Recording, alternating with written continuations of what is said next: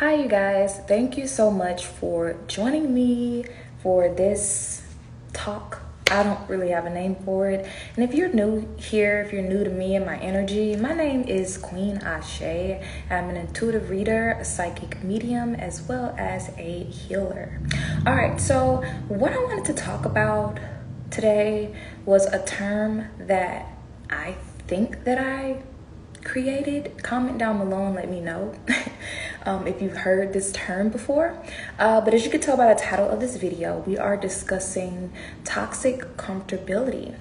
And the reason why I wanted to bring awareness to toxic comfortability is because I feel like it's a lesson that has been almost a theme in my life this year.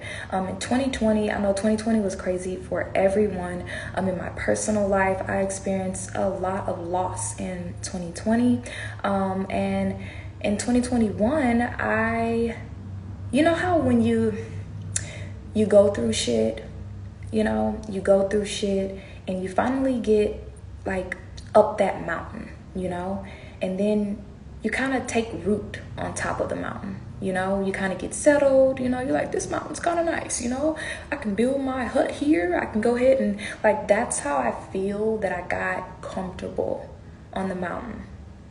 And Spirit's like, all right, now it's time to climb down and journey out to find somewhere else. And I'm like, no, I'm comfortable here. You know how long it took me to get here? And so toxic comfortability. What is toxic comfortability? Well, I really can't define it, but I'm going to try. So toxic comfortability is,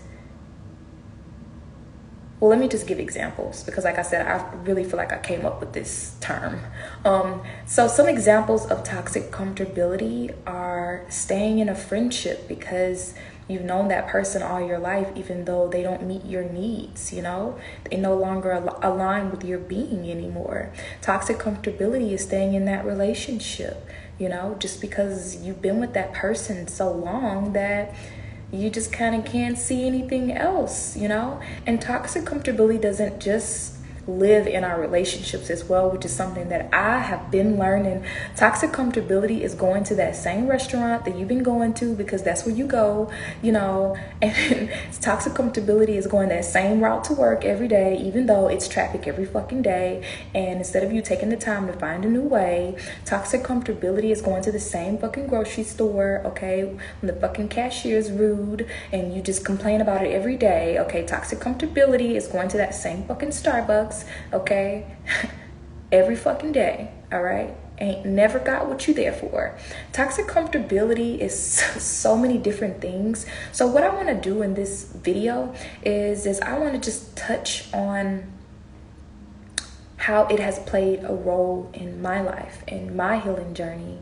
I've really been forced to become comfortable with change. I'm someone that I really don't like change too much. I like things to stay the same. I like people to stay the same, And I feel like change is a good thing. I know that change is a good thing, but a lot of times change is, it's unpredictable, and sometimes it may feel as though you're being picked on, I want to ask you right now, the viewer, it's just me and you chitty chat patty whacking right now, okay?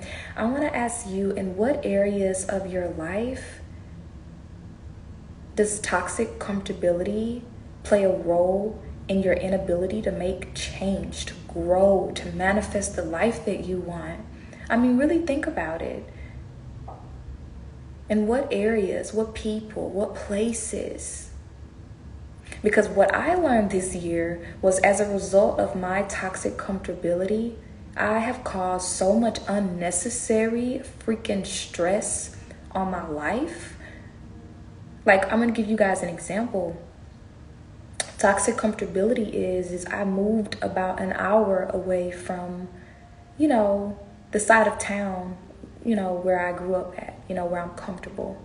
But toxic comfortability wanted my son to go to school over there, You know, I wanted my son to go to school over there because I always wanted to go to that school. I think it would be a really good school for him.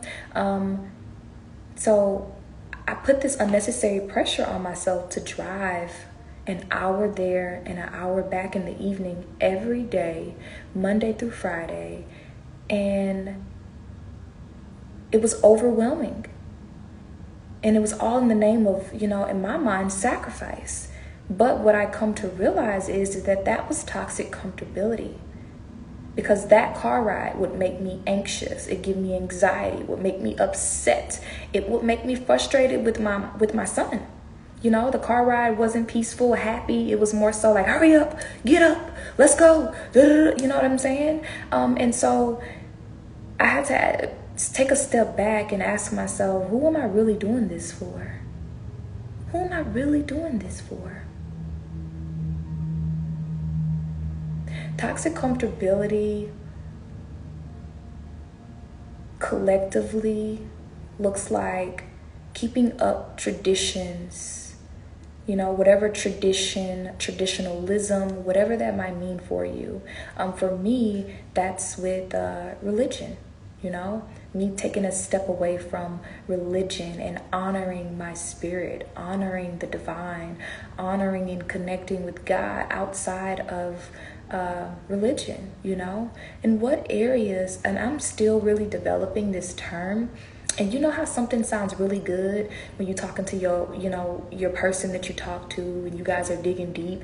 This is one of those things for me. And now that I'm like on camera, it's kind of like, you know, but yeah, I just really have been learning so many lessons, you guys, about what areas of my life that I'm just toxically comfortable, you know.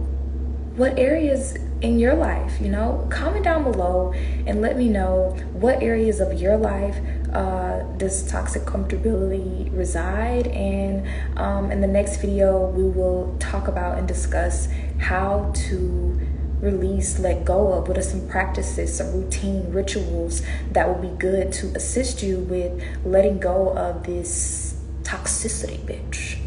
Okay, thank you guys so much. Make sure you like this video, you comment and let me know what areas of your life are you experiencing this, and you subscribe to the channel. I love you guys so much, and I'm going to start to be more consistent here on the YouTube. And have a great day. Bye.